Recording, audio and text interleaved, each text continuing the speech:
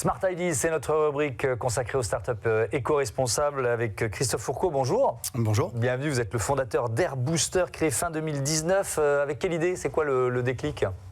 Alors l'idée c'était de faire quelque chose pour la planète et l'idée m'est venue d'un retour de plage en hiver avec un ami. On a décidé de papoter assis sur l'aile de nos voitures. Il avait une voiture noire, moi une voiture blanche.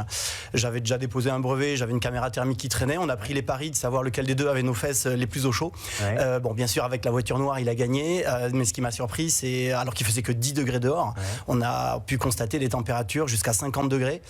Au niveau de la calandre sur la partie en façade, et là je me suis dit ok, il y a autant d'énergie solaire à récupérer, récupérons-la. Et en levant les yeux, il y a énormément de bâtiments où il y a des ossatures métalliques et l'idée est partie de là pour récupérer cette énergie. Mais alors comment vous transformez un mur métallique, c'est ça, en capteur solaire? Exactement. Comment vous faites? Et en plus 4 fois plus puissant que le photovoltaïque. On récupère énormément d'énergie.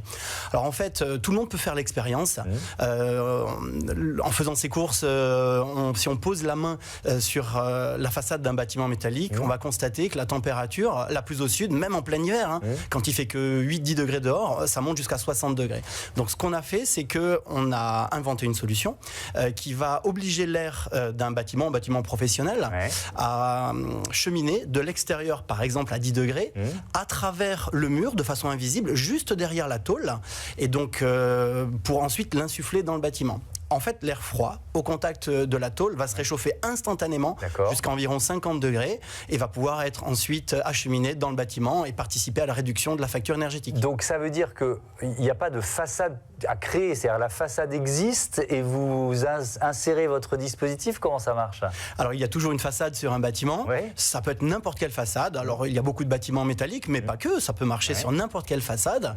Et bien en fait on vient rajouter sur quelques centimètres une deuxième façade dans laquelle on va faire cheminer l'air finalement entre le mur actuel et ce nouveau bardage d'il y a quelques centimètres. C'est une solution réversible, ça marche en hiver et en été? Alors effectivement, c'est une bonne question.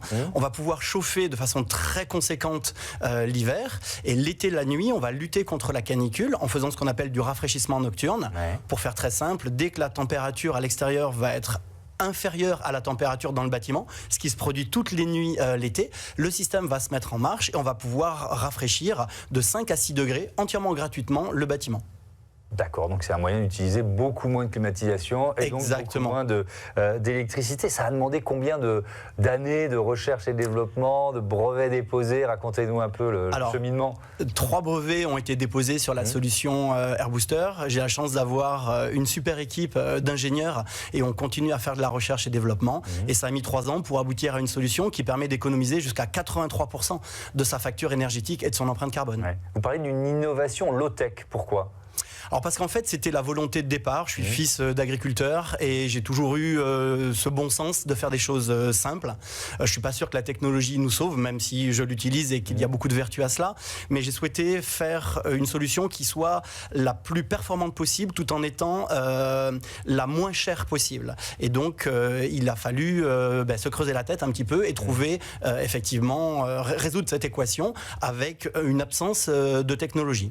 Qui sont vos clients? Au départ, c'est plutôt des professionnels? Oui, effectivement. Des entrepôts, des bâtiments professionnels? Exactement, des centres commerciaux, logistiques ou des grands bureaux. Effectivement, de plus en plus, on a des architectes et des bureaux d'études qui nous demandent la solution ou des promoteurs.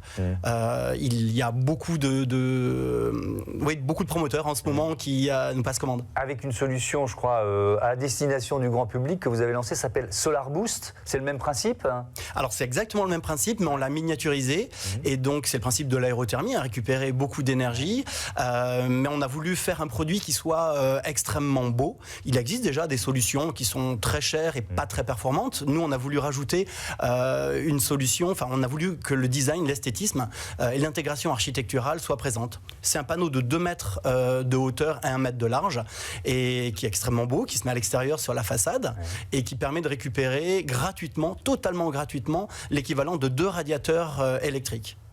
D'accord. Et donc ça, je crois qu'il y a une levée de fonds qui a permis de lancer cette solution.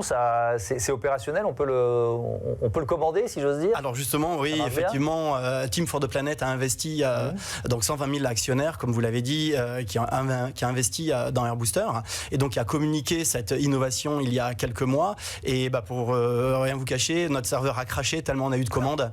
Voilà, plus de 600 commandes en 24 heures. Et donc on s'est allié avec une grosse société bordelaise qui va nous permettre d'assurer et de répondre à cette demande très importante. Merci beaucoup, parce qu'en plus vous êtes basé dans la région bordelaise. Merci Christophe Fourcault, et bon vent bon soleil à Airbooster. Voilà, c'est la fin de ce Smart Impact. Je voudrais remercier celles et ceux qui travaillent à mes côtés, Alexis Mathieu, Marie Billa, Juliette Milierina pour la production et la programmation.